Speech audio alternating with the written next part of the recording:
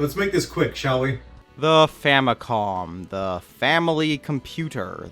Family computer. The original version of the Nintendo Entertainment System. Now, of course, when you think of the NES, you probably think of the video game, the original Super Mario Bros. But that came out in 1985, a month before the NES did. And the original Famicom came out in 1983. So, there's a very weird limbo here. But the original Super Mario Bros. Is actually based on the engine of one particular video game, the previous year's Excitebike. All that to say that Excitebike was one of the weird pre-Super Mario Bros. Famicom games, and Super Mario Bros. Was built off Excitebike. Okay. Let's do that.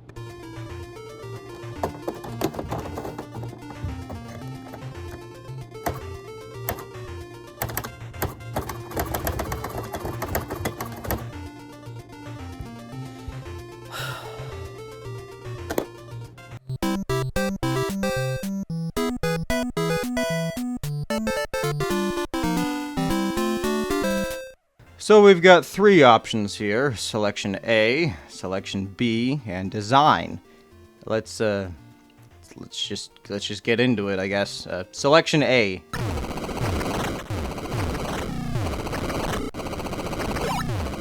Yeah. I suck at this.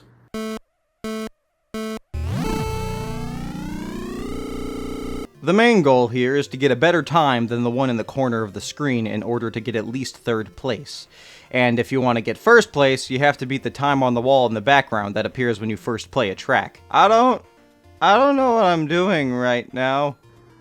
Yeah, this is kind of a temporary arrangement. Don't worry too hard about it. The A button is the go forward button. The B button is the big dangerous boost speed fast go button.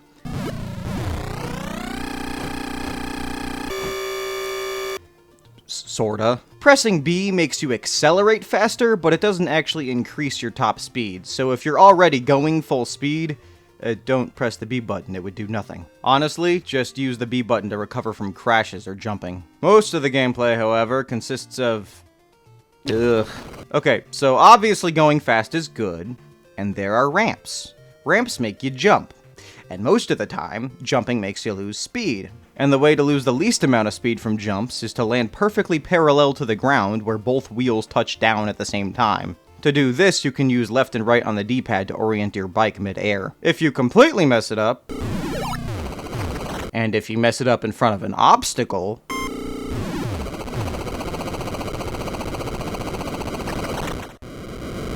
Physics be damned. That's pretty cool. I mean, think about the implications of that. Imagine if he crashed on like a fast-moving escalator.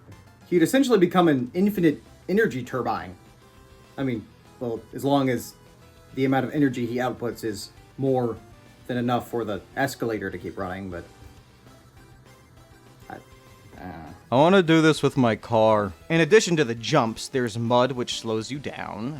These little bumps that make you crash unless you're slow when you run over them, or you're doing a wheelie by tilting the D-pad port side while the wheels of your bike are firmly kissing the earth. If you crash, you can mash the A and B buttons to get back on your bike faster.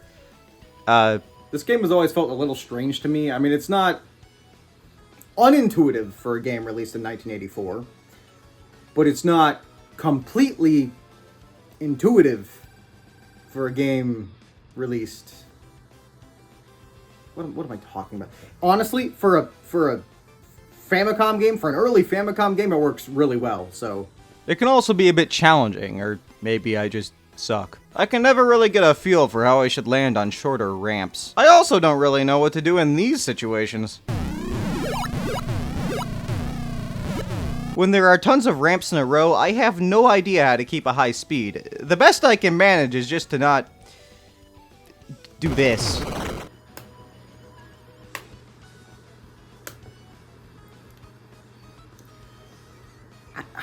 I don't know, man. There are 5 main tracks in the game, and in order to beat one and move on to the next track, you have to get third place or better. I'm not entirely sure how this competition works. Maybe it's like some sort of tournament thing, where you move from regional to prefecture to nationals, or maybe these are all just separate races.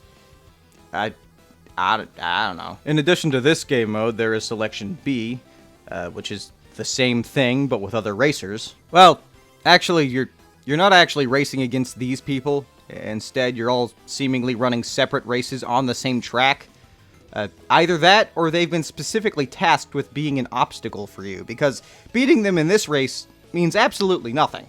You still just have to beat the time in the corners, so they're really just there to make you feel less alone, or to piss you off. You can cut them off and kill them. If you're feeling up to it, I guess. Then the design mode. You can fully design your own tracks using the game's obstacle pieces.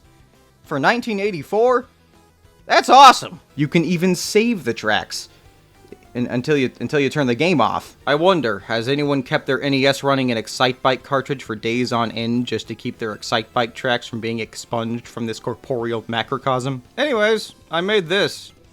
You like it?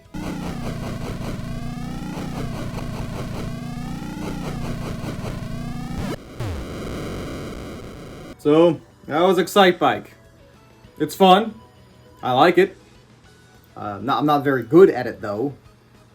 It's fun. I like it. It's fun. There were a few other versions of this game. There's Versus Excitebike, released for arcades in the Famicom Disk System. It has a simultaneous multiplayer mode, which is pretty cool, where you pick tracks and go head-to-head. This version of the game has a complete soundtrack, it has a bunch of cute little animations, it has a ton of other little bells and whistles and modes and stuff. If you're gonna play Excitebike, try to play this one if you can. It's easily the most definitive version of the game. It's a shame that this version of the game isn't re-released more. And you can get Super Turbo if you kill everyone. I tried that in real life. It does not work. My car still only goes like 105. There's the Game Boy Advance re-release. What else? There was a Mario Super Famicom remake for the Japanese Satellaview. But that's a huge rabbit hole in of itself, so... It eventually got sequels and spin-offs, but for the time being... Well, that was fun. I don't really have much else to say, so we can just kind of sit here if you want.